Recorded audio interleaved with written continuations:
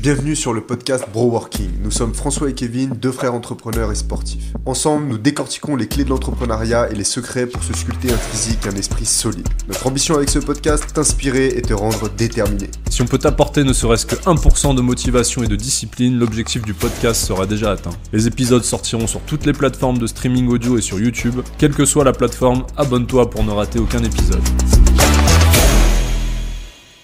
Et ouais, j'ai pensé à toi pour le podcast parce que on a plusieurs coachs sportifs qui nous écoutent et puis Kevin il est coach donc tes formations Kettle, je sais que tu t'aimes bien en parler avec des coachs et puis les sensibiliser à ça.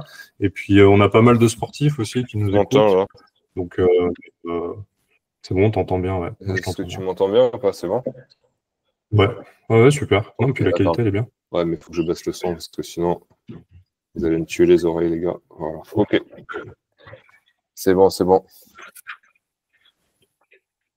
Ouais, donc du coup, je trouvais ça cool de t'inviter parce qu'en plus, à chaque fois quand on faisait les coachings, on discutait pas mal aussi. Donc, chaque, Non, passionné, mais donc, vas-y, c'est toujours très productif avec toi, de toute manière. Ça amène de la réflexion. C'est pour ça que j'avais pris l'accompagnement d'ailleurs, parce que outre le fait que tu dises quoi faire, il y a aussi des pistes de réflexion intéressantes, tu vois, qui font qu'au final, il y a des trucs, tu vois, par exemple, qu'on s'est dit ça fait quoi, 2 ans, 1 an et demi, 2 ans, enfin, il y a quelque chose comme ça. Et il y a des trucs que je retrouve, tu vois, ou que je relis, tu vois, je vais des fois sur ta plateforme, et que je relis et que je recomprends maintenant, tu vois.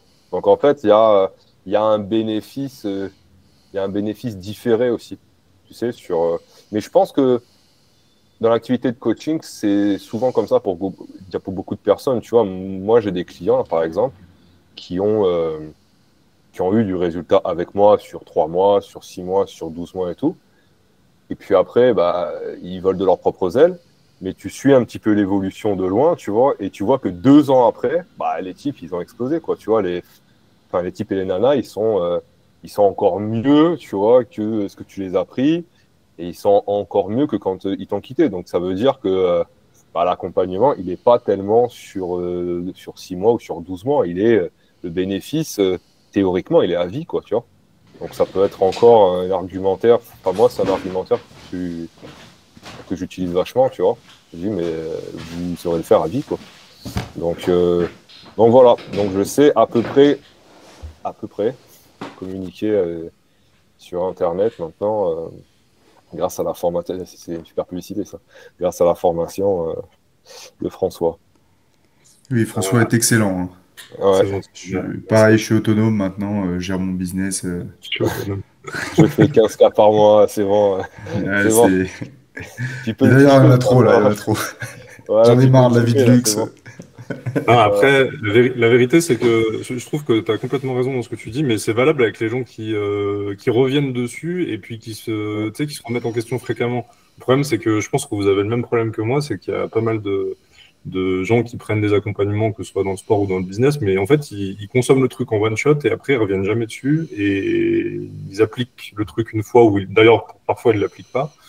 Et après, ils reviennent pas dessus. Nous, ça marche bien, je pense, tous les trois. Je pense qu'on est coachable parce que justement, on revient fréquemment sur les contenus et on se remet fréquemment en question, quoi. Ouais, Ouais, c'est ça, et je rejoins Pierre-Antoine là, sur la réflexion de l'évolution de l'apprentissage post-formation. Et nous, post-coaching, ben, pareil, je vois des élèves qui se métamorphosent véritablement, quelquefois horizon quelques années, alors quelques mois et parfois quelques années, parce que sur le, le marché de la transformation physique, on va dire que les vrais résultats, ils sont sur le long terme, voire très long terme. Euh, Peut-être un peu moins. Alors, je sais pas, tu nous diras, toi, François, concernant le business des coachs. Mais c'est vrai que moi, avec ton accompagnement, j'ai quand même eu des résultats assez rapides, dans le sens où je me suis libéré du temps et j'étais assez indépendant rapidement. Alors que je vois des mecs qui sont, bon, voilà, au bout de 6 mois d'accompagnement, qui sont là pour une perte de poids, par exemple, et qui, au bout de 6 mois, ont perdu que 3 ou 4 kilos, quoi. Tu vois? Bah, c'est vrai que tu as une partie des résultats qui peuvent venir rapidement, je pense, mais le truc, c'est comme d'hab, c'est est-ce que tu passes à l'action massivement tout de suite? Est-ce que tu t'implémentes le truc à fond, quoi? Vous deux, c'est la qualité que j'ai reconnue chez vous, c'est que tout de suite, bam, vous êtes passé à l'action, mais massivement, quoi. C'était tous les jours, toutes les semaines. C'est sûr que ça aide aussi, quoi. Mais après, oui, tu as une partie des résultats qui sont là tout de suite, et puis tu as une partie qui viennent sur le long terme, ouais, c'est clair. Bah, le sport, je trouve que, alors dites-moi si je me trompe, mais moi, par exemple, là, bah, Pierre-Antoine, t'es pas au courant, mais du coup, mon dernier combat, je me suis fait un peu fracasse. Je me suis fait un peu fracasse en boxe, du coup, je me suis mis plutôt là au CrossFit actuellement. Je fais un petit break, le temps de récupérer un peu. Et tu vois, ça fait un moment que j'avais pas fait de muscu. Bah, je trouve que là, quand même, je sais pas, je me suis remis début août vraiment à fond CrossFit. Bah, tout de suite, tu as quand même des résultats esthétiques. Et même, tu sens au bout de là, ça fait 2 mois, du coup, je sens tout de suite des performances meilleures. Je trouve qu'il y a quand même des résultats immédiats, non? Après, c'est peut-être pas valable chez tout le monde, hein. Ça dépend aussi de ta morphologie, ta génétique, tout ça, j'imagine.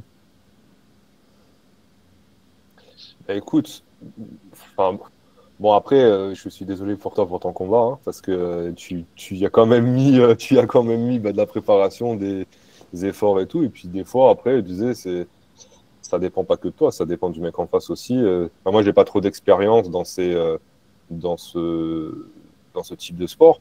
Après, oui, enfin, il y a là où je te rejoins, c'est que ceux qui prennent action assez rapidement et en termes de fréquence et en termes d'intensité, en termes de volume d'effort, c'est-à-dire que ben, c'est effectivement, moi, je vois des gens qui ont des transformations assez impressionnantes, par exemple en 4 mois, qui perdent une quinzaine de kilos, tu le vois, et pourtant ils ont de l'obésité dans leur famille. Et, euh, et je vais te dire que il y a même il y a même des profils, au bout de 6 semaines, ils ont perdu rien. Et puis tout d'un coup, ils se mettent à faire les choses vraiment et à prendre, OK, action massive. Regarde ce que je mange, je note tout, je t'envoie exactement. On voit sur le bilan nutritionnel qu'est-ce que tu as mangé, qu'est-ce que tu n'as pas mangé. Tu viens faire ton sport et tu coches tous tes cas sur ton tableur Excel qu'on a défini ensemble. Bah, tu les vois, les 6 premières semaines, elles perdent 1 ou 2 kilos. Et puis les 10 dernières semaines, elles en perdent 10. Et c'est. Ben, alors je pose la question, est-ce que c'est à nous de prévenir et de motiver et puis un petit peu là, d'allumer la flamme, tu vois, comme si c'était une sorte de briquet. Mais après, si la personne en face, elle n'a pas le combustible en elle, tu peux allumer ce que tu veux. Moi, j'en ai, je regrette, hein, mais il y en a qui comprennent rapidement, et il y en a, il faut un peu plus de temps. Et puis, alors, est-ce que c'est à nous d'insuffler la motivation? Est-ce que c'est à nous de faire. Et aussi, tu vois, tu penchais aussi sur les process de vente qu'on s'était dit, etc. Tu vois, appuyer un peu là où ça fait mal, faire que ce soit la personne en face qui découvre ce dont vraiment elle a besoin.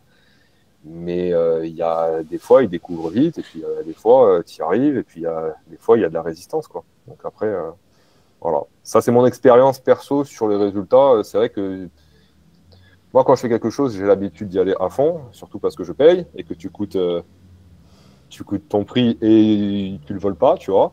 Mais il y a aussi le coût, tu vois. J'ai des gens pour qui 1 200 € en 3 mois, c'est énormément d'argent. Et j'en ai certains, c'est de l'argent de poche, tu vois. Bah, ceux pour qui c'est de l'argent de poche, souvent, c'est pas les meilleurs résultats, quoi. C'est vrai, les Américains, ils appellent ça le commitment, je crois. Quand tu payes, si tu payes un truc suffisamment fort par rapport à ton pouvoir d'achat, tu vas être vachement engagé, quoi. Mais ton image, elle est trop bien du combustible. C'est clair que si toi, tu essaies d'allumer la flamme, mais qu'il n'y a rien de l'autre côté. Non, mais c'est un travail d'équipe, hein. Franchement, c'est un travail d'équipe. C'est à la fois le formateur, le coach, et puis à la fois l'élève aussi, l'apprenant. À faire un bout du chemin aussi. Donc, non, non, c'est intéressant. Du coup, peut-être, bah, déjà, bonjour à tous. Du coup, nous, on dit bonjour au milieu du podcast, Ouais, généralement. salut. Donc, bonjour à tous. Donc, on accueille Pierre-Antoine aujourd'hui. Du coup, Pierre-Antoine, tu veux peut-être te présenter, même si là, du coup, je pense qu'on a compris ce que tu fais un petit peu, mais peut-être te Ouais. présenter plus en détail. Ok, allez, rapidement. Donc, moi, pour faire court, je suis arrivé en Guyane il y a 2017. Donc, ça fait quoi? Ça va faire 8 ans. Ça fait à peu près 15 ans, un peu moins de 15 ans que je coach de manière professionnelle. Donc, j'ai eu mon diplôme en 2010 ou 2011, quelque chose comme ça. Voilà. Je suis arrivé très, très humblement, hein. J'ai fait face à plein de galères, plein de trucs. J'ai ouvert une première structure en 2018, Yanaform, un club 120 mètres carrés, bien équipé. Ça a fermé en 2021 parce que j'arrivais plus à suivre avec le Covid. C'est devenu un petit peu difficile. On a pris notre accompagnement ensemble en 2022. En parallèle de ça, j'ai réouvert une plus petite structure là, qui me fait 70 mètres carrés avec 50 mètres carrés de praticables.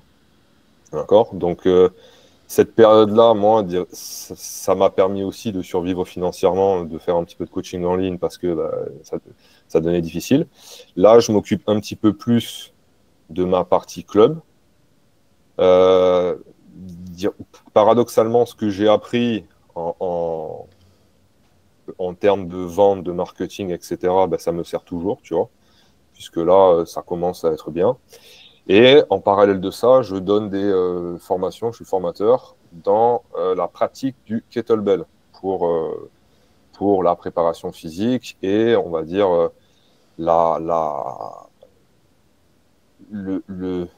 l'entraînement de force pour tous, si je peux le définir comme ça. Ça veut dire que c'est une porte d'entrée à l'entraînement de force pour ce que j'appelle les gens du quotidien, c'est-à-dire 95%, 99% de la population. Voilà. Et je fais ça. Donc là, petite publicité, 19 et 20 octobre à Paris, à l'IMF, je donne une formation voilà, sur la pratique du kettlebell et le coaching. Surtout, alors, c'est pas juste la pratique, c'est apprendre à coacher le kettlebell. Donc, c'est pour les coachs sportifs spécifiquement. Trop bien. On va se rater de peu parce que du coup, je serai au salon du fitness, tu sais, le 11, 12 Ouais, et c'est la 13 semaine octobre. d'avant. Et Kevin, il y sera aussi, ouais. Ouais. Tu pourras pas y être, toi, du coup, j'imagine. C'est un petit peu difficile là. Là, en ce moment, c'est compliqué. C'est compliqué pour pouvoir partir plus d'une semaine, j'avoue. Et moi, j'avais une question concernant ton choix de cet Mhm. outil. Qu'est-ce qui t'a orienté vers le kettlebell? Alors, à la base, moi, j'ai découvert ça en 2015 ou 2016. À l'époque, je travaillais à Fronten. Fronten, c'est un club, alors, je ne sais pas si on peut citer des noms, hein, mais Vas-y, c'est un vas-y. club assez huppé. C'est un club haut de gamme dans je sais pas, c'est dans le 15e, vers Beaugrenelle, là-bas. Donc, il y avait une formation kettlebell. Il y a un intervenant qui est venu, qui nous a démontré l'outil. J'ai trouvé ça sympa, j'ai un petit peu pratiqué. Bon, je sentais que c'était assez limité. Et du coup, j'ai découvert Alexei Sénard, donc, qui est le responsable de Strong First France. Donc, à l'époque, il n'y avait pas Strong First France encore. Et donc, on a parlé, tu sais, on a parlé d'action, tu vois, de se mettre dans quelque chose. Ben, action, j'ai pris sur mes jours de congé, j'ai fait 6 stages de 8 heures, semaine après semaine, comme ça. Donc, j'ai fait, je sais pas, 7 stages. Donc, j'ai fait un peu plus de 40 heures de formation de kettlebell au tout début. C'est-à-dire que je ne savais pas manipuler, rien. Et j'ai vu le bénéfice sur moi d'abord. Et après, avec réflexion, tu vois, c'est quand même quelque chose qui est adaptable pour tous. C'est-à-dire qu'on peut tous pratiquer avec un kettlebell, alors, quelles que soient les restrictions. C'est moins restrictif qu'avec une barre, par exemple. Euh, Avec le poids du corps, mine de rien, on dit oui, enfin, le poids du corps, c'est le meilleur pour commencer.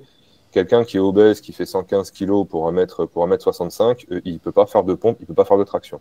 Tu vois. Donc déjà, le poids du corps, il peut difficilement faire des squats. Tu vois. Donc déjà, le poids du corps, c'est bien, mais c'est pas adapté à tous aussi. Puis en plus, suivant le niveau que tu veux arriver, ça nécessite quand même pas mal de coaching pour faire des trucs sympas. Donc le kettlebell, c'est un petit peu tout naturellement en fonction de la population que j'avais. Tu vois, bon, sans trop critiquer, les gens des beaux quartiers, c'est pas les plus sportifs, tu vois. Donc, euh, j'avais aussi des gens qui avaient un certain âge, donc j'avais des gros hommes d'affaires, j'avais des hommes politiques même, tu vois. Et c'est vrai que c'était l'outil le plus adaptable que j'ai trouvé.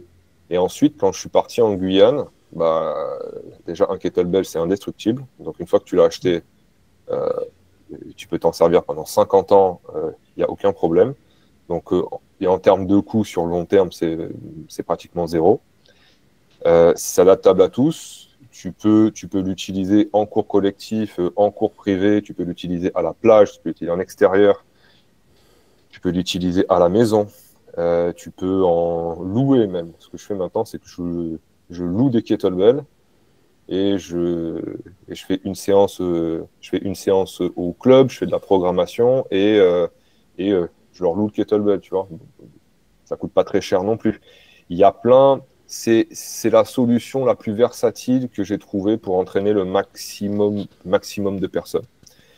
Voilà. Et ça reste très accessible aussi en termes de coaching. C'est-à-dire en termes de coaching, c'est un peu plus simple pour entraîner quelqu'un que, par exemple, une barre olympique et l'haltérophilie. Il n'y a pas tout le monde qui peut faire de l'haltérophilie. Il y a à peu près tout le monde qui peut swinger un kettlebell. Voilà. Voilà la petite digression. Je ne sais pas si c'était trop long. Non, mais c'est top. Voilà. Ouais, c'est top, Et en parallèle de ça, j'ai mis passer toutes mes certifications donc chez Strong First, niveau 1 et 2 en kettlebell. Et puis après, je suis allé voir un petit peu du côté de la barre olympique et du poids du corps. Ce qui fait qu'en 2021, voilà, j'ai eu le statut instructeur élite. Mais voilà, donc belle petite digression. Voilà. Non, mais merci, ouais, ça nous a permis de comprendre pourquoi tu t'es orienté sur cet outil. Et en fait, c'est vrai que c'est un outil super, tu as raison, tu peux t'en servir partout, et presque à tous les niveaux, quasiment. Je veux dire, vu qu'il y a il y a tous les poids, donc forcément c'est accessible. Et du coup, juste pour revenir sur Strong First, c'est une marque, c'est comme CrossFit un petit peu. Tu peux nous expliquer un petit peu comment s'est passé tes diplômes là-bas, en plus en détail? Alors, Strong First. Alors, moi, je vais pas trop m'avancer dessus, puisque actuellement, je suis plus instructeur là-bas. C'est-à-dire, Ok. j'ai eu instructeur élite il y a 3 ans. J'ai pas renouvelé parce que quand je m'investis quelque part, je m'investis à fond et je peux plus aller faire les voyages en métropole, etc. Donc bon, là, pour l'instant, c'est un petit peu en stand-by. Mais pour revenir sur Strong First, alors, ça se définit comme une école. C'est plus une école plutôt qu'une. C'est plutôt qu'une. Alors, c'est une marque aussi, mais le concept vraiment, c'est l'école de la force. En fait, on part du principe que la force est la qualité physique première, celle dont découlent toutes les autres qualités, et que c'est la première qualité à développer parce que c'est celle qui permet le mouvement. S'il n'y a pas de mouvement, il n'y a pas de vie. Ça, tu pourras le clipper comme quote philosophique. Mais et tu as une officine donc, en France, d'accord, et tu en as d'autres à peu près partout dans le monde. Alors, je ne sais pas exactement combien de pays il y a. Moi, par exemple, je suis allé au Costa Rica. Tu vois, au Costa Rica, il y avait Strong First. Donc, ça m'a permis aussi de pas mal de voyager un petit peu aussi. Je suis au Costa Rica, je suis allé en Hongrie, tu vois, pour faire la formation. Je suis en Italie aussi. Il y a quoi? Il y a Allemagne, il y a Grande-Bretagne, il y a Espagne, il y a Suisse. Si on part, si on parle de l'Europe, en Amérique du Sud, je crois qu'il y a Brésil, Costa Rica, États-Unis, Mexique.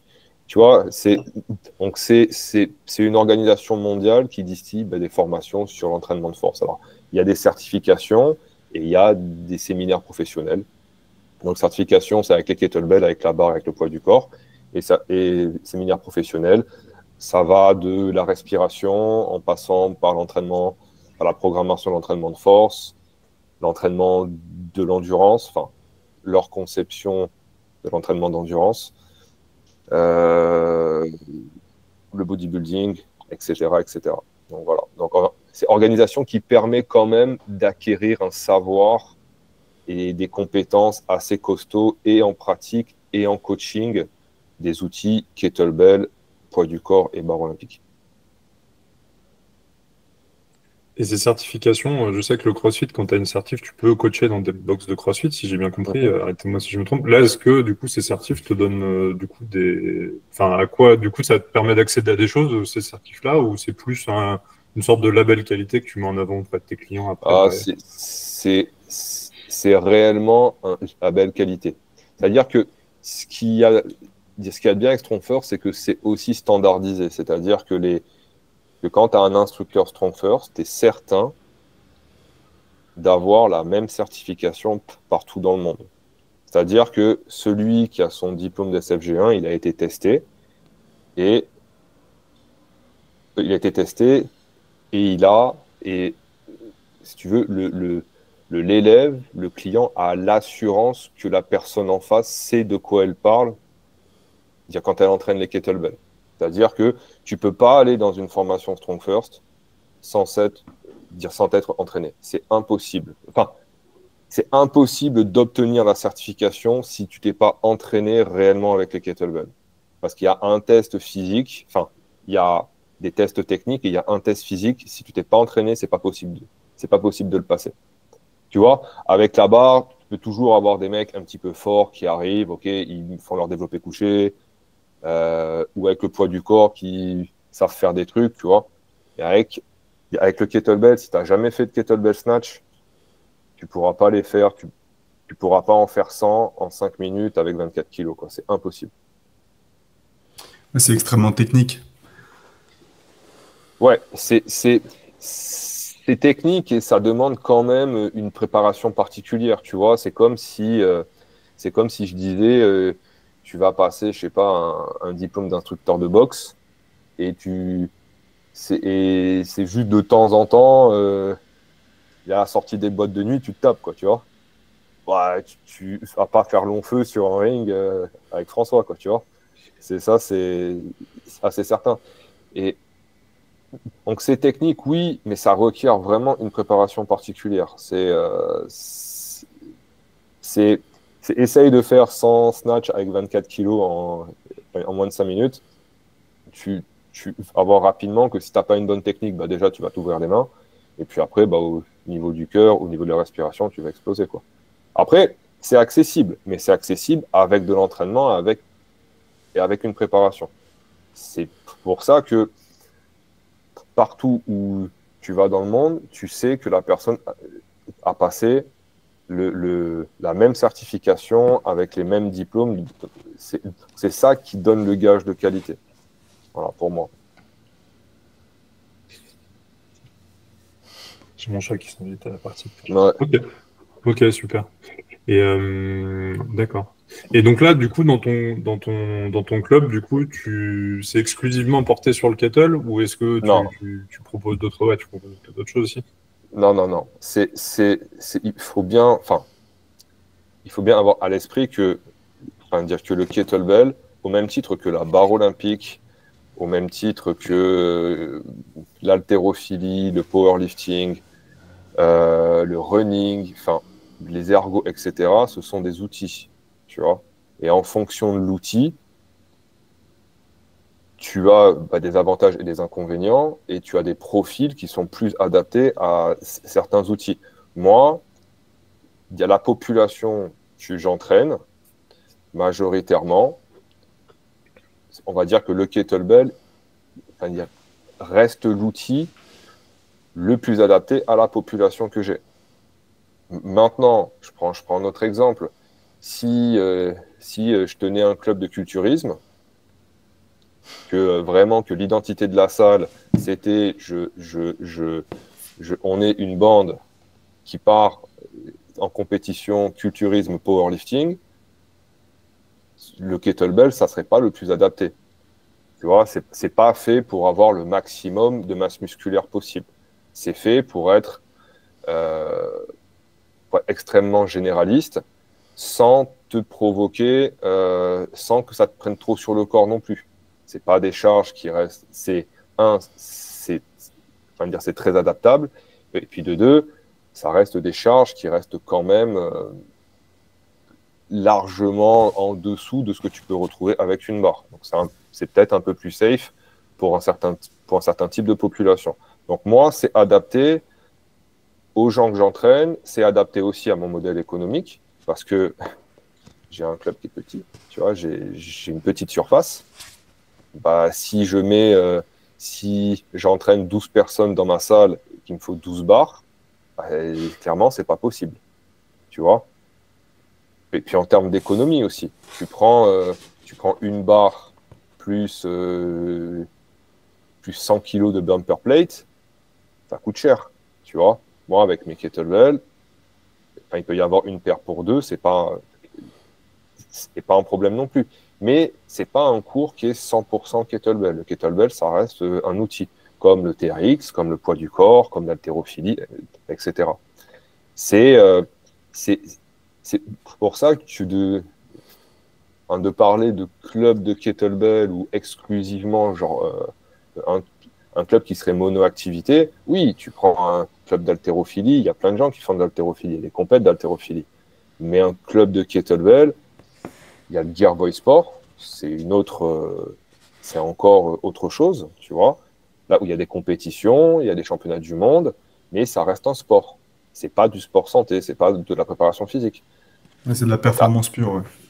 Ouais. Ouais. C'est un sport. Et ce qui définit un sport, ce sont des règles, il y a une nomenclature, tu as tel équipement, euh, en temps de temps, tu as le droit de faire ça, tu as le droit de faire ça, tu as le droit de faire. Enfin, voilà, c'est un sport avec des règles. Tu as pratiqué, toi, en compétition ou Non, pas? non. Ok. Non. Parce que moi, Alors j'ai là, vu passer ça sur Insta. Je suis un Mhm, haltéro et j'ai vu passer ça, mais ça m'a vachement intrigué parce que tu vois des mhm. mecs swinger avec des kettles de plus de 50 kilos. Enfin, je sais pas, toi, la plus grosse kettle que tu as vue, c'était combien de kilos à peu près? Alors moi, chez moi, la plus grosse kettlebell que j'ai, c'est 64 kilos. Oh la Ouais. vache! C'est un gros machin. 64 kilos! C'est un gros T'imagines? machin comme ça, ouais. Une citrouille, Ouais, le ouais. bordel. Après, moi, je m'en sers juste pour faire des swings ou alors peut-être un petit peu de goblet squat, mais ça reste rare. Euh, et je m'en sers aussi, pour les gens du quotidien, tu vois, qui ont besoin, je prends un exemple, de faire un, un soulevé de terre, par exemple, un deadlift. Bah, la poignée, elle est un peu plus haute que la barre. Tu peux le placer directement sous ton centre de gravité, donc directement dire sous toi. Donc, tu as moins de contraintes pour le dos, tu vois. Hmm. Tu fais une sorte de soulevé de terre, on va dire, sumo, mais avec les jambes un petit peu plus serrées, tu vois. Et bah, pour une dame qui fait 50 kilos, si elle arrive à faire son soulevé de terre avec 64 kilos, tu vois, bah, dans sa vie quotidienne, est-ce qu'elle a besoin de monter plus haut que ça? Tu vois, on peut se poser la question, est-ce que le bénéfice pour elle d'aller au-dessus de 5, 6, 7, 8, 10 répétitions avec 64 kilos alors qu'elle en pèse 50, même si l'amplitude est un petit peu plus réduite, est-ce qu'elle a un bénéfice à s'entraîner pour plus? Est-ce qu'elle ne pourrait pas mettre son énergie ailleurs, tu vois? Voilà. Donc les grosses kettlebells me servent aussi pour les gens, enfin, dire, pour les gens que j'entraîne. Voilà. Mais encore une fois, ça reste un outil. Et il ne faut pas tomber aussi dans une sorte voilà. Il ne faut pas être monocentré, tu sais, sur moi et mon kettlebell et il n'y a que ça qui existe. Et en fait, c'est devenu une religion. Non, c'est un outil. Et certes, il est très adaptable. Euh, c'est, à mon sens, l'outil le plus complet pour développer la condition physique générale, donc un petit peu de force, un petit peu d'endurance, un peu de mobilité, euh, un peu de coordination, etc. Mais ça a ses limites aussi. Tu peux pas surcharger. Tu peux pas tu peux pas avoir un kettlebell de 200 kilos. Voilà. Ça a des limites quand même sur le développement de la masse musculaire. Donc même si maintenant on voit des mecs qui sont hyper costauds, qui font des kettlebells, et tu deviendras jamais champion de bodybuilding uniquement avec un kettlebell. On est bien d'accord. Voilà.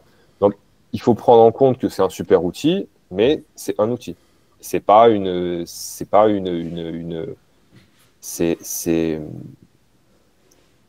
pas une fin en soi, tu vois, voilà. C'est adapté. Moi, c'est l'outil que j'utilise le plus parce que c'est adapté à ma clientèle et à mon business. Il faut que je vous fasse une blague. Il faut que je vous fasse, Vas-y. enfin, une blague. C'est pas une blague, c'est un client hier, mec. Mhm. Donc, qui m'a dit, ouais, Kevin, on peut s'entraîner avec les kettlebells. Les Ah, knacky balls. Non, les kettlebells. Les kettlebells. Il pensait que c'était. Vraie question, par contre, du coup, là, est-ce que kettlebell, c'est une marque, comme TRX? Ou, Non, non, non. Ah, ok. Non, non. Alors, d'où est-ce que d'où est-ce que ça vient comme traduction? Il y a un gars qui a une chaîne, YouTube qui en parle très bien. Il faut que je retrouve le nom. C'est un Français? Non, non, c'est un Suisse. Je crois que ça s'appelle la chaîne, c'est Lebe Stark. Lebe et après Stark comme voilà. Tu peux regarder. Il a plein de vidéos sur. Alors lui là pour le coup c'est vraiment un spécialiste. Lui il fait que du kettlebell. Mais enfin d'où est-ce que ça vient? Le nom exact. Par contre, Le je nom? sais que le concept du kettlebell, c'est vraiment très très vieux, par contre, tu vois. C'est très très vieux. Ça commence avec le stone lifting, le soulevé de pierre en Chine, je Oui. crois. Et Ok. ça a plus de 2000 ans, quelque chose comme ça. C'est très très vieux. Trop Tu bien. sais, c'est des sortes de pierres et ils ont sculpté une sorte de bloc dans lequel ils ont sculpté une poignée, tu vois. Et tu vois des vidéos. Attends. Je vais vous trouver une vidéo là sur stone lifting, sur le stone lifting en Chine. Ah non, mais t'as raison, c'est méga vieux là. Je suis en train de regarder. Ouais, Ouais, stone lifting. Le nom français, c'est Jiria. La Le Jiria. nom français, c'est Ah non, non, c'est le nom Ah, russe. Guerilla. Ah, ok. Guerilla, c'est le nom russe. Ok. Ça veut dire kettlebell. Alors attends. Voilà. Ah, attends, vas-y. Origin of kettlebell. Donc le mec, est-ce qu'il y a. le kettlebell devient incontournable lors des fêtes populaires. Les hommes les plus forts rivalisent d'imagination pour épater la galerie. Ouais, non, mais tu sais, à la base aussi, c'est un truc de cirque aussi. Tu vois, c'est un truc, Ouais. c'est un outil. Alors attends, tu vas voir. Je vais vous partager l'écran. Est-ce que je peux te partager l'écran, François? Ah, t'as raison, les hommes forts. Bonne question. Bonne question. Normalement, t'as un petit rectangle avec une flèche au milieu Ouais, là. ouais, ouais, ouais, ouais. Ouais, Ouais. ouais. Ok, tiens, je te montre vite fait. Ok. Ah ouais, non, mais j'avais pas du tout conscience que c'était Là, un regarde. truc vieux comme ça. Tu vois, par exemple, là, tu vois, le stone lifting, c'est ça. On voit l'écran. Tu vois, ça, c'est très, très vieux, tu vois. Tu vois, ça Ils ont une s'apparente espèce quand de... même, ça ressemble quand même vachement à un kettlebell, quoi. Carrément, Ouais, ouais. c'est fou. Voilà. Ouais, ils ont creusé une poignée dans un gros bloc et puis ou ils ont taillé une Voilà. pierre en tout cas qui a cette forme-là quoi. Ouais, ouais, exactement, tu vois, c'est là. Ouais. Vas-y, j'arrête. Hop. Mais ouais, Et ouais, c'est quoi ton. c'est assez vieux. C'est a- Attends, je vais éteindre ça. Hop. C'est C'est assez, c'est assez vieux. Et le terme guérilla en russe, donc qui veut dire kettlebell, je crois que c'est 17e ou 18e siècle, quelque chose comme ça. J'ai pas repris mon manuel d'histoire, hein, mais c'est 17e ou 18e siècle. Non, c'est 17e siècle. Et tu as répertorié des hommes qui s'entraînaient avec. Et après, c'était plus les lutteurs et les gars du cirque, tu vois. Et après, ça a un petit peu disparu. Et puis, ça a été remis goût du jour, donc par Pavel Tsatsouline, le fondateur de Strong First et d'une compagnie qui s'appelait RKC, qui a popularisé donc les kettlebells en Occident. Et depuis, il y a plusieurs courants. Il y a des gens qui s'entraînent pour le kettlebell sportif. Il y en a d'autres qui font pour le kettlebell comme outil de préparation physique. Et il y a même d'autres personnes qui inventent des trucs, alors avec ils appellent ça le flow, c'est-à-dire c'est un enchaînement de mouvements. Voilà, c'est un enchaînement de mouvements fluides où j'ai vu ça. Il y a des qui s'appellent des flips, ils font ça. Mais ils volent les kettlebells en fait pour ouais. expliquer à François. C'est un terme. Ils jonglent presque. Voilà, c'est le kettlebell juggling, tu vois. Ok. Voilà, tu en as même qui se font des passes avec. Ouais, j'ai vu ça. C'est le kettlebell pacing, tu vois, voilà. Mais après, bon, voilà, il faut savoir sur quoi est-ce qu'on se concentre. Moi, c'est vraiment pas mon domaine. Moi, ce que je fais, au CrossFit, ils te font faire du kettlebell aussi, du coup. C'est quoi qu'ils font faire du swing. Du swing. Ouais. Le swing comment au-dessus de la tête ou alors le swing T'as les deux, le swing US et le swing l'autre, je sais plus ce que c'est, mais t'as les deux. Ouais. Et avec le CrossFit, tu as vraiment perçu une amélioration là, très très rapide sur la composition corporelle et sur la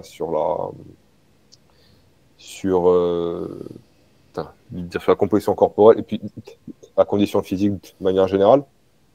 En fait, vu que je faisais plus trop, je faisais que des entraînements très box en fait, donc je t'avoue que je faisais plus trop de prépa. D'ailleurs, c'est peut-être tu as une erreur aussi, mais du coup, j'avais arrêté un peu tout ce qui était muscu. Donc oui, forcément, vu que je faisais plus rien, j'ai vu tout de suite une différence. Ouais, complètement.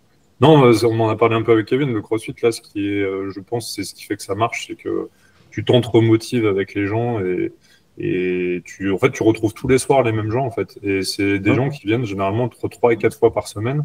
Donc, d'où l'esprit, je pense, communautaire qui se crée bien, quoi. C'est que tu tombes sur des sportifs vraiment réguliers et tu as une vraie communauté. Et du coup, si tu viens pas, limite, les autres se demandent pourquoi t'es pas là, quoi. Donc, en fait, en 2 mois, déjà, tu connais quasi tout le monde. Je pense que c'est ce qui fait un peu la force du truc. Et puis, ouais, c'est varié. C'est vrai que c'est varié. Tu as une variété, du coup, d'entraînement qui est appréciable.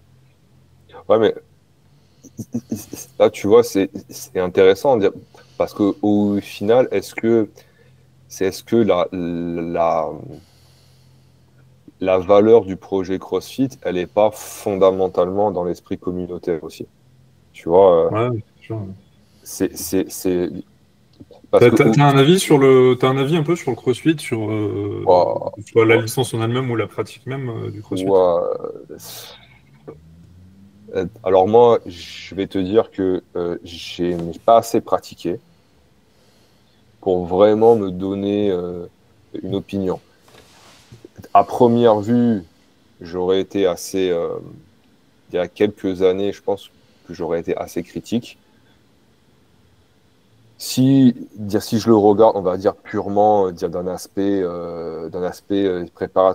préparation physique et pour les gens du quotidien, je pense qu'il y a quelques années, j'aurais été assez critique. Maintenant, je pense être un peu plus cool là-dessus. Ce que j'aime bien dans le CrossFit, voilà, c'est l'aspect communautaire. Tu vois des gens qui s'entraident quand même beaucoup. Tu vois, qui veulent tous aller derrière le même objectif. Tu as vraiment l'impression que peu importe ton niveau, tu peux aller sans être trop jugé, etc. Bon, même si l'aspect torse nu, etc., ça peut en effrayer un petit peu certains. Après, sur la méthodologie de l'entraînement, j'ai pas assez de pratique et j'ai pas assez de compétences là-dessus pour vraiment juger. Le seul truc que je dirais, moi, c'est dans la prise en charge du débutant, ce que je ferais moi, ce que je fais moi, ça reste plutôt des des choses peut-être un petit peu plus conservatrices sur l'aspect sur l'aspect entraînement cardiovasculaire mixé avec entraînement de force, surtout quand il y a des mouvements qui sont un petit peu complexes. C'est ce qui avait été reproché, tu vois, c'est en termes d'apprentissage, tu peux pas apprendre quand tu es fatigué. Même chose en boxe. Tu veux apprendre des skills en boxe, tu fais du travail à la patte d'ours, bah, c'est pas du travail d'intervalle au sac de frappe, par exemple. Tu vois, tu as un coach qui va te dire exactement, bah, mets le pied comme ça, pousse comme ça. Bah, tu es obligé de le faire avec une certaine fraîcheur physique. Et je trouvais, alors, est-ce que ça s'est corrigé ou pas? Encore une fois, je ne suis pas l'actualité de cette discipline. Mais voilà, si je le regarde en termes d'apprentissage, peut-être que l'apprentissage, voir est-ce que c'est fait réellement avec autant de fatigue ou pas, ça, je ne peux pas savoir. Je ne suis pas dans les box. Et je pense que même à l'intérieur des box de CrossFit, je pense que c'est très différent. Je pense qu'il y a des coachs, des box. Je pense qu'il y a des pédagogues exceptionnels qui sont très, très bons dans ce qu'ils font. Et je pense qu'il y a des tocards. Mais voilà, c'est comme de partout. Tu vois, il y a des gens très bien et il y a des gens qui font faire des choses voilà, qui sont pas forcément très bénéfiques pour tout le monde. Bien sûr. C'est quoi ton mouvement préféré, toi? Sur quelle discipline? Avec le kettlebell. Avec le kettlebell, en ce moment. Si t'avais, regarde, je reformule ma question. Vas-y, dis. Tu as le droit de pratiquer un seul exercice jusqu'à la fin de tes jours avec un outil, le kettlebell, on va dire un kettle de 20 kilos. Ok. Est-ce que je peux faire avec double kettlebell? Oui, oui, Avec oui, allez, double accordé. Ok, très bien. Sans trop hésiter, soit clean and press, soit clean and jerk, tu vois. Et puis tu rajoutes un squat de temps en temps. Et je dois dire que j'ai fait ça, tu vois, là, on est en septembre. J'ai fait que ça pendant 6 mois. J'ai jamais vu autant de résultats en termes de composition corporelle, et on en a discuté. En termes de force aussi, tu vois. J'ai réussi, je sais pas, j'ai dû arriver à faire 4 ou 5 répétitions. 5 répétitions avec double 40, tu vois, avec deux kettlebells, ouais. Et ben, paradoxalement, tu vois, sans trop m'entraîner, j'ai réussi après à faire les front levers. Alors, pas le front lever avec les pieds joints, avec les pieds écartés, mais sans même pratiquer, tu vois. Ok. Ah ouais, donc tu as, Ouais, ouais, développé donc une ouais, capacité de gainage ouais, ouais, à travers le simple mouvement, enfin le simple ouais, mouvement, ouais, pas du tout, parce que le clean and jerk c'est ultra complexe, mais ouais. c'est balèze quand même, un double de 40. Là, je transpose un peu à Clean and l'haltéro, c'est press. ouais, clean Clean and and press, donc ça veut dire press, que ouais. tu le prends Donc du strict. sol, tu le mets, tu l'épaules, Voilà. Et en plus, après, tu et le presses ensuite tu peux. strict. Et Ouais, t'as un appel avec les jambes ou c'est strict? Ah non, non, tu le presses strict, t'as dit. Ok. strict press. Tu es là, tu presses, tu presses au-dessus de la tête. Non, alors, ce qu'il y a dans l'univers du kettlebell, tu vois, il y a un truc qu'on appelle le what the hell effect. What the hell effect, en fait, je prends un exemple, tu vas faire du clean and press et squat, et tu vas voir d'autres compétences améliorées que tu n'as pas pratiquées. Je prends un exemple, tu vois, avec ce plan-là, et avec des séries au maximum 4 tractions, c'est-à-dire avec du clean and press et de temps en temps des séries de 3-4 tractions assez explosives, bah, je suis arrivé à construire un maximum de 18 pull-ups stricts, tu vois, et en temps qui passe au-dessus de la barre, à 95 kg de poids de corps. Tu vois, donc tu as vraiment une notion de transfert qui est assez intéressante. Ce qui y a de bien aussi, c'est que tu as le système cardiovasculaire qui fonctionne quand même beaucoup, tu vois. Surtout si, alors, ce qui est pratique avec les kettlebells, c'est que tu peux faire des mouvements rythmiques. C'est-à-dire, par exemple, le swing, c'est rythmique, le snatch aussi, tu vois, et ça te permet, en fait, de ne pas rester en contraction musculaire la continue. C'est-à-dire, je prends un exemple, quand tu vas faire de la boxe, quand tu cours, t'as jamais, si tu étudies les sports, tu as jamais à part peut-être en lutte, par exemple, où tu as une contraction statique, mais dans beaucoup de sports, que ce soit au foot, au hand, au rugby, à la boxe, peu importe, tu as une phase de contraction qui est souvent très brève et qui, derrière, où tu as une phase de relâchement. Tu vois, les mecs qui boxent. Alors moi, je suis fan, je suis fan de boxe, mais je suis jamais monté. C'était quand j'étais très très jeune, tu vois. Donc je pratique pas, mais tu peux reconnaître un bon boxeur quand il est relâché. Tu vois, c'est pas un gars qui est comme ça et qui est tout contracté. D'ailleurs, tu vois, quand tu vas dans les clubs de boxe, bah, le bodybuilder qui se met à la boxe, tu le repères de suite. Tu vois, il a des grosses épaules, il a des gros bras, et une fois qu'il a 3 minutes les bras comme ça, tu vois qu'il est fatigué. Tu vois, on connaît tous. Et en fait, bah, c'est la chose pratique avec le kettlebell, c'est que tu as certains mouvements qui induisent une contraction, un relâchement, une contraction, un relâchement. Le swing, c'est comme ça. Le snatch, c'est comme ça. Dans une moindre mesure, le clean and jerk, c'est comme ça aussi. Tu vois, tu as besoin d'avoir des phases de contraction qui sont très, très brèves et des phases de relâchement.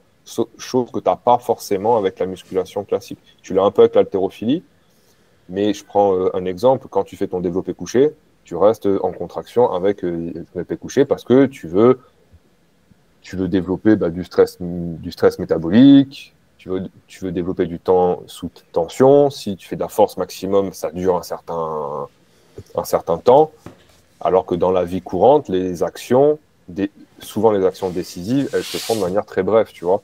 Et le kettlebell entraîne cette faculté-là, et même il entraîne cette faculté-là pour les gens du quotidien. C'est-à-dire, exemple, une personne de 65 ans qui peut swinger ou snatcher correctement un kettlebell, bah, le jour où elle perd l'équilibre, tu vois, si elle a suffisamment de masse musculaire, oui, mais si elle a entraîné ce type de force-là, puisqu'il y a plein de types de force, hein, si elle a entraîné ce type de force-là et cette capacité de réaction à vite réagir avec des mouvements balistiques, bah, elle est moins susceptible de tomber, par exemple.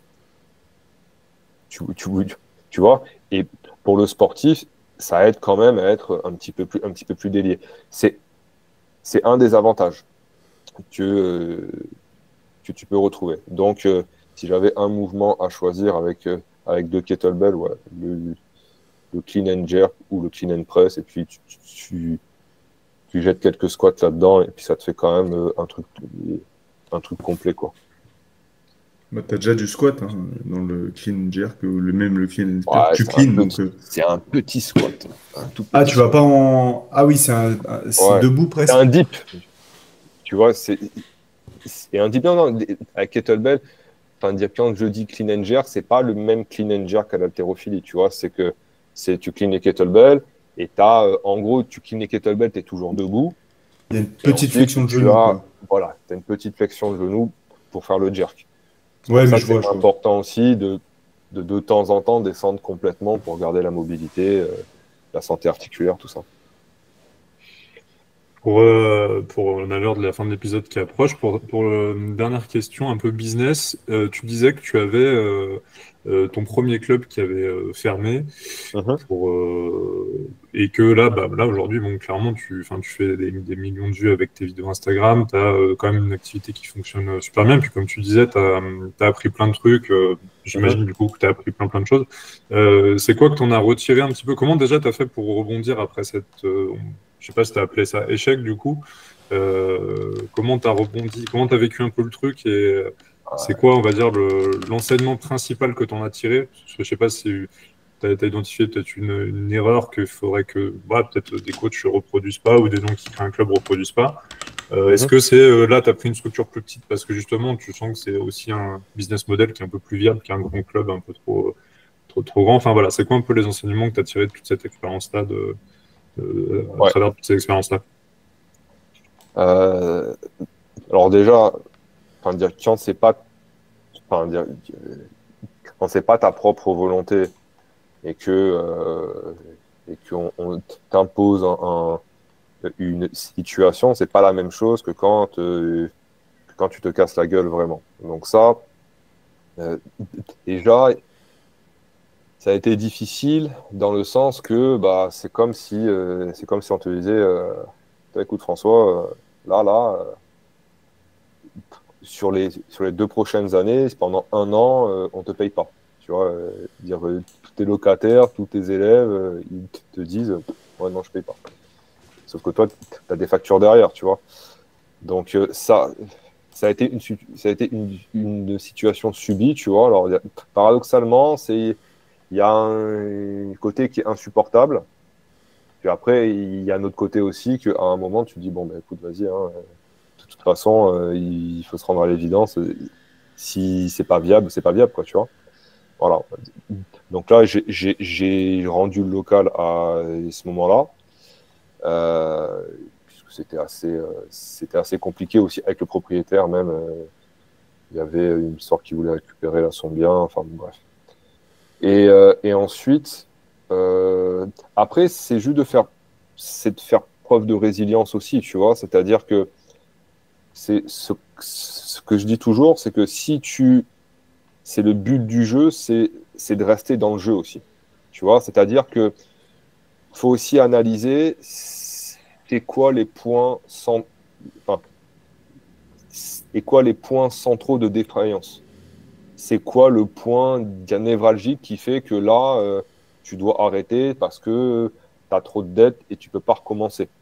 Tu vois? Et c'est d'éviter de se mettre dans cette situation-là. Moi, quand j'ai commencé l'activité, j'ai vite compris que, OK, c'est mon premier club.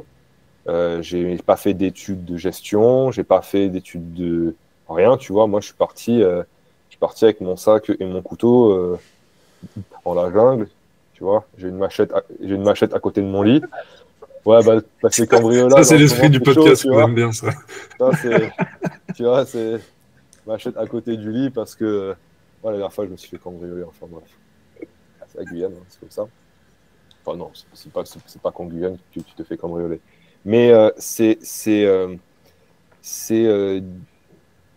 c'est l'histoire d'abord de pouvoir rester dans le jeu. Tu vois, c'est-à-dire que même si tu te casses la gueule, tu, tu peux recommencer. Et je pense qu'il y en a beaucoup qui évaluent peut-être au début genre mal les risques.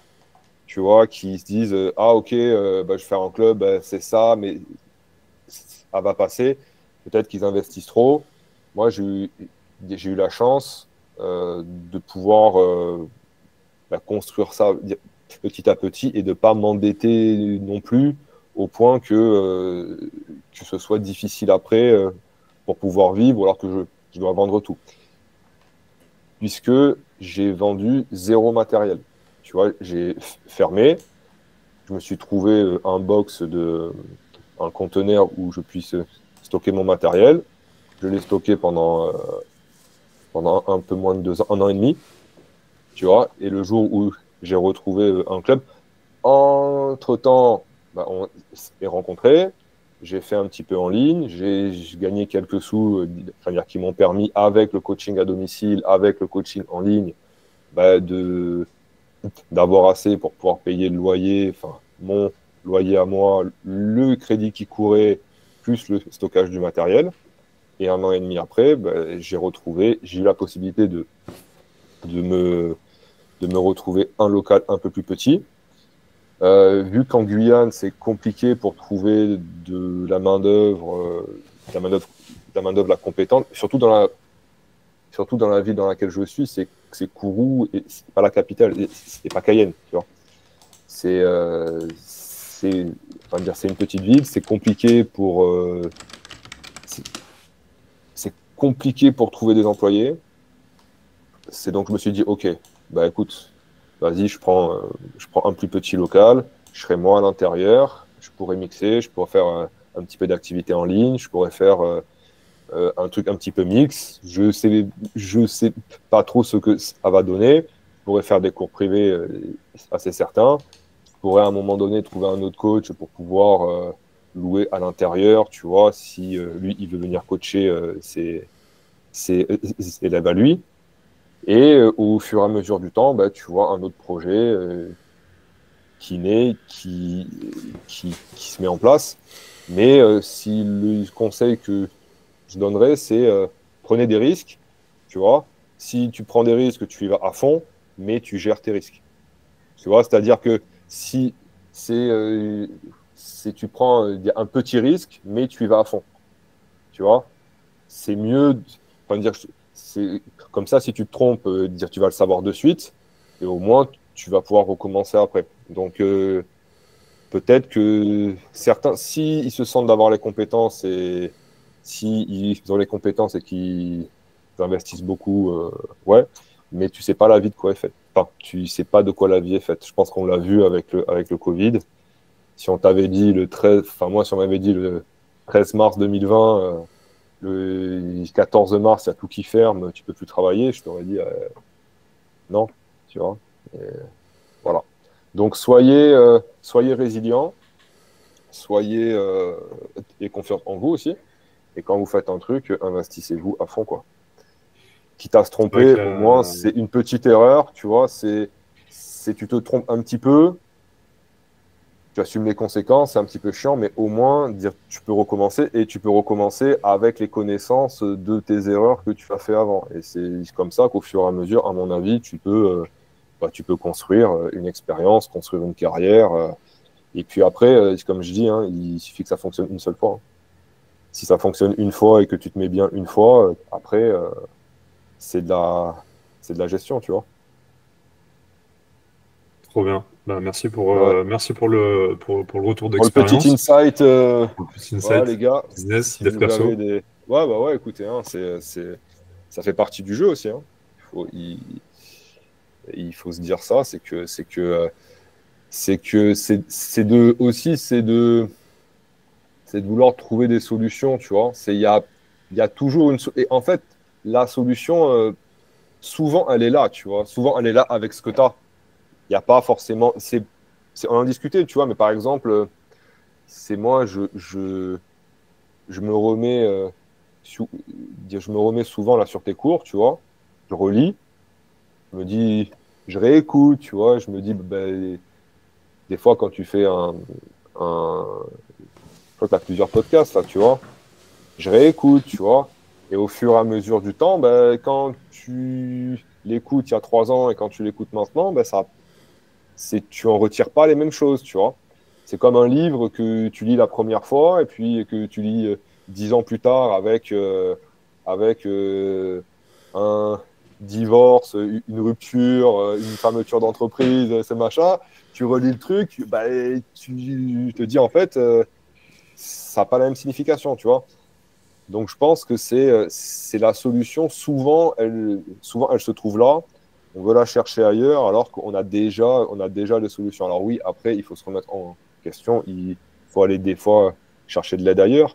Mais je pense qu'on peut beaucoup faire avec ce qu'on a déjà, quoi. Amen. Donc, avoir une petite introspection là-dessus, quoi. Où est-ce Voilà. qu'on peut te retrouver sur les réseaux, Pierre-Antoine? Alors, Sur, tu peux me retrouver sur Instagram, parce que moi, c'est ce que j'utilise. Instagram, Pierre-Antoine Martini, voilà, comme la boisson et comme Pierre-Antoine. Et sinon, mon club, c'est Strong Studio _du 8. Je sais pas qu'on dit underscore, c'est ça? C'est ouais. 8. Ouais, voilà. Et underscore Kourou. Strong Studio Kourou. Normalement, tu dois trouver ça assez facilement. Ouais, bah là, j'avais fait ma petite recherche, c'est surtout pour ceux qui nous écoutent. Ouais, Mais en tout cas, sacré physique quand même, hein. Sacré dos. 95 ouais, kilos, tu dis? ouais, 93, quelque chose comme ça. Beau bébé, hein. Tu mesures combien? 90. Ah, ouais, c'est bien. C'est bien. 90, 93 kilos. Mais ouais, mais Tu sais, bon. tu tombes sur Pierre-Antoine avec sa machette. Je Je te pense jure. Tu vois. Non, mais je te jure, la dernière fois, ils sont rentrés chez moi, je dormais, j'ai rien entendu. Ils ont volé la télé, bijoux. Enfin, Ah, ça fout la mort, ça. c'est tout ce qui était dans le salon, tu vois. Eh, tu te lèves. Pourquoi j'ai plus de télé? Tu vois, je dis, elle est où Oh ma télé? Tu vois. non, putain, trop Tu dur. regardes comme ça, tu vois le truc, tu dis, mais elle est où ma cafetière? Tu vois, genre, mais que des trucs à la con, tu vois, tu regardes comme ça, avec des bouteilles de Sky, parce que je collectionnais les bouteilles de whisky, tu sais. J'ai regardé, ils m'ont volé tout Ah, mon whisky, putain. là, 12 ans Ah, les d'âge, machin. bâtards. Ah, J'avais une bague que j'avais laissée dans un truc, une chevalière de famille, pareil. Oh Ouais, non. Ah, ouais, ça, ouais, non, c'est le dur, pire, ça. dur, Putain. dur. Bah, c'est ça que je peux pas retrouver, quoi. C'est après le reste, c'est pas grave, quoi. Mais Ok. ouais, ouais. Donc maintenant, fermeture de la chambre et puis machette à Tu côté du lit. m'inquiètes. Après, dans l'absolu, je sais même pas, tu vois, il y a quelqu'un qui rentre chez toi, tu sais pas comment est-ce que tu réagis, quoi. Ça veut dire que tu peux pas savoir, hein. Ça se trouve, tu sors avec la machette, t'es complètement, T'as tu l'effet sais pas si tunnel, le ouais. mec, bah, tu sais pas si le mec en face, il a une arme à Tu feu, il te lance frises. une machette, tu peux mourir, quoi, tu vois. Donc, c'est te dire exactement, qu'est-ce qu'on Disons que aurait fait. le physique plus la machette, c'est dissuasif, quoi. Ouais, Normalement, ouais, mais le physique, tu sais, tu sais, le physique, si tu as une arme à feu, c'est très très ah oui, surfait, hein. oui, oui. Tu vois, Oui, oui, ça, on est tu vois, le d'accord qu'il faut physique, pas qu'il y ait l'arme à feu, tu ouais. peux, tu peux être qui tu veux. Et ici, ouais, faut faire attention. C'est pour ça que, bon, je reste quand même prudent sur ce que je dis. Ouais, j'ai une machette à côté de mon lit. Si vous venez chez moi, non, non, non, c'est pas vrai. En fait, tu peux pas savoir. Faut pas faire le fou comme ça parce qu'il y a des Donc on gens. a bien compris, voilà, Voilà, Pierre-Antoine vous attend, voilà, il a sa voilà. machette, il est On peut prêt donner à... l'adresse, Pierre, on va donner Ouais, l'adresse. On va voilà. donner Donnez l'adresse. pas l'adresse, les gars, parce que bon.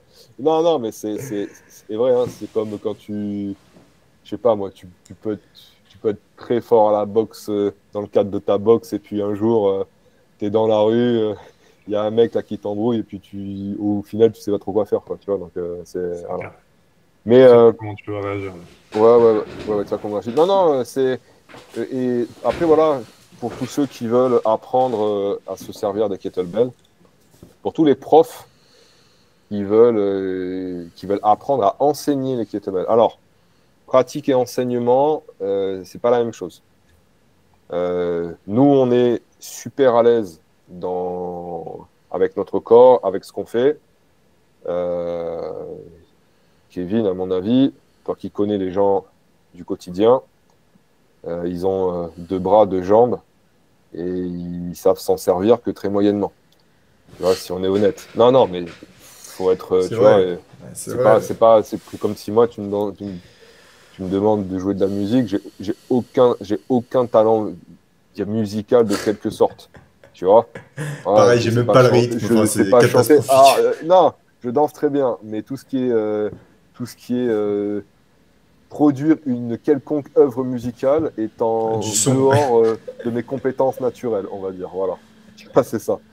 Mais tu en as qui sont, voilà, t'en as qui sont pas très débrouillards et apprendre à quelqu'un qui est pas très débrouillard, ça demande quand même certaines compétences que d'ailleurs, je trouve qui commencent un petit peu à se perdre aussi. Parce qu'on voit quand même beaucoup de personnes qui passent directement du diplôme d'État vers le digital sans passer par la case réalité. Ça dépend de ce qu'on veut faire. C'est encore une fois, il n'y a pas de jugement là-dessus. Ça dépend de ce qu'on veut faire, mais en règle générale, à moins d'avoir un profil extrêmement particulier, de niche, en règle générale, il faut quand même un peu pratiquer avec les gens. Ça nécessite certaines compétences. Et donc, moi, j'apprends ces compétences-là. Donc, si vous voulez apprendre à coacher le kettlebell pour les gens du quotidien, ça se passe chez moi. Voilà. Donc, soit sur place à Kourou, c'est possible, ça fait un petit peu loin, ou soit grâce maintenant à la super formation de François, ça se passe aussi en ligne et c'est possible. Super, on mettra le lien de toute façon Yes, dans la description des vidéos. Merci beaucoup Pierre-Antoine d'être venu, ça m'a fait super plaisir écoute, j'espère de que rediscuter avec toi. On avait déjà discuté beaucoup d'heures, on a déjà beaucoup discuté souvent de plein de sujets, donc ça m'a fait plaisir de t'avoir. D'accord, ça marche. Eh bien, écoutez les gars, passez une très bonne soirée pour vous, parce qu'il est 18h, moi il est 13h. Ouais. Et puis, on reste en contact. Puis moi, j'ai plein de questions pour toi, François, parce que plein de trucs que je comprends pas dans ton truc de neuromarketing. Là, il y a plein de trucs qui me sont un peu étrangers là. Donc voilà. Okay. Pas de soucis, ça marche. Merci, et puis si tu veux revenir un jour pour l'épisode 2, n'hésite pas aussi. Ah, mais c'est avec plaisir, pas de problème. Ça marche. Ça roule. Salut Pierre-Antoine, bye. Ciao. Salut. Merci d'avoir écouté cet épisode de Broworking, le podcast. Si tu as apprécié nos discussions sur l'entrepreneuriat, le sport et la quête de l'excellence, n'oublie pas de partager, de laisser un commentaire et de t'abonner. Reste discipliné, reste engagé et n'oublie pas, chaque jour est une opportunité de devenir une meilleure version de toi-même.